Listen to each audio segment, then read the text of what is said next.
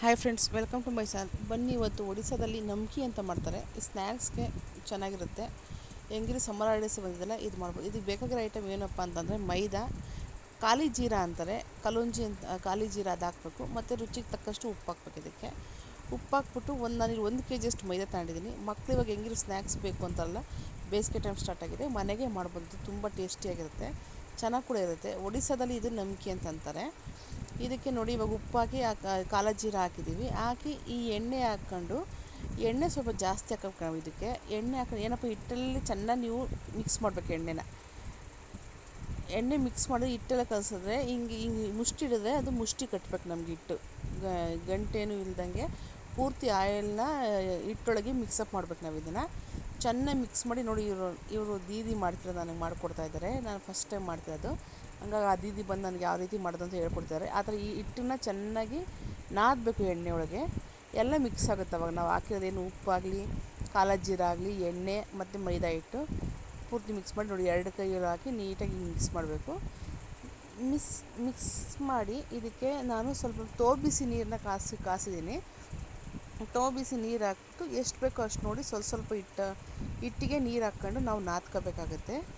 ಹಿಟ್ಟು ಕಲಿಸ್ತಾ ನಾದಬೇಕು ಚೆನ್ನಾಗಿ. ಇದು ಎಷ್ಟು ನಾದುತ್ತೀವೋ ಅಷ್ಟು ನಿಮಗೆ ಕ್ರಿಸ್ಪಿ ಆಗುತ್ತೆ ಇದು.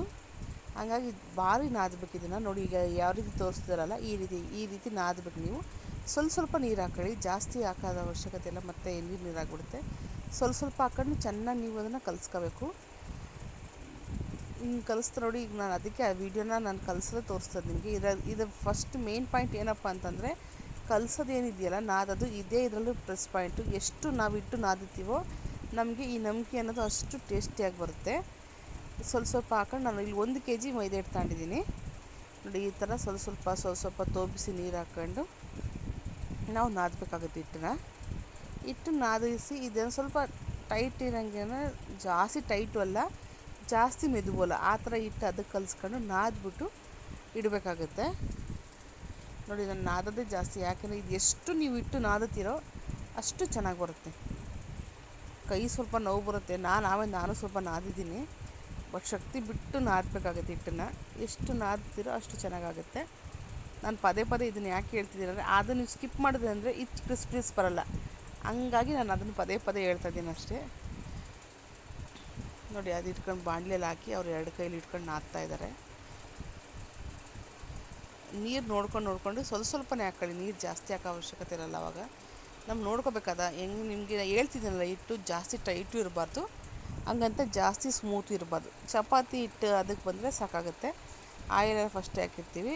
ಎಲ್ಲ ನೀಟಾಗಿ ನಾದ್ಕೊಂಡು ನೋಡಿ. ಇವಾಗ ನೀರು ಹತ್ಕೊಂಡು ನಾದುತ್ತಾರೆ ಇವಾಗ ಹಿಟ್ಟನ್ನ ನೋಡಿ. ಆ ಥರ ಸ್ವಲ್ಪ ಚಿಮ್ಸ್ಕೊಂಡು ಹಿಟ್ಟು ನಾದಬೇಕು. ಯಾಕೆಂದರೆ ಇವಾಗ ನೀರು ಹಾಕ್ಬಿಟ್ರೆ ಜಾಸ್ತಿ ಆಗಿಬಿಡುತ್ತೆ. ಇವಾಗ ನಮ್ಗೆ ಯಾವ ರೀತಿ ಬೇಕು ಅನ್ನೋದು ಗೊತ್ತಾಗುತ್ತೆ ಈ ಅಳತೆಯಲ್ಲಿ. ಅವಾಗ ಸ್ವಲ್ಪ ಚಿಮ್ಸ್ಕೊಂಡು ಬಿಸ್ತಿರೋದು ಅವ್ರು ಹಾಕ್ತಿರೋದು, ತಣ್ಣೀರಲ್ಲ ನೋಡಿ. ಈ ಥರ ನಾದ್ಬಿಟ್ಟು ಯಾವ್ದು ಬಟ್ಟೆ ಮಾಡಿಬಿಟ್ಟು ಇದಕ್ಕೆ ಒದಿಸ್ಬಿಟ್ಟು ಕನಿಷ್ಠ 1 hour ನೀವು ಸ್ಟೇ ಹಾಕ್ಬಿಡ್ಬೇಕು. ಸ್ಟೇ ಆದಮೇಲೆ ಈ ಥರ ಸಣ್ಣ ಉಂಡೆ ಮಾಡಿ, ಈ ಏನು ಪೂರಿ ಅದಕ್ಕೆ ಮಾಡ್ತೀವಲ್ಲ, ಹಿಂಗಾಗ್ಲಿ ತೆಳ್ಳಗೂ ಒಸ್ಕೊಂಡು ಫೋಲ್ಡಿಂಗ್ ಮಾಡಿಬಿಟ್ಟು ಒಂದು ಕಾರ್ನರ್ಗೆ ಒಂಚೂರು ಅಮುಕ್ಬಿಟ್ರೆ ಎಣ್ಣೆ ಬಿಸಿ ಕಾಯಕ್ಕೆ ಇಟ್ಬಿಟ್ಟು ರೆಡಿ ಆಗುತ್ತೆ ನಿಮಗೆ.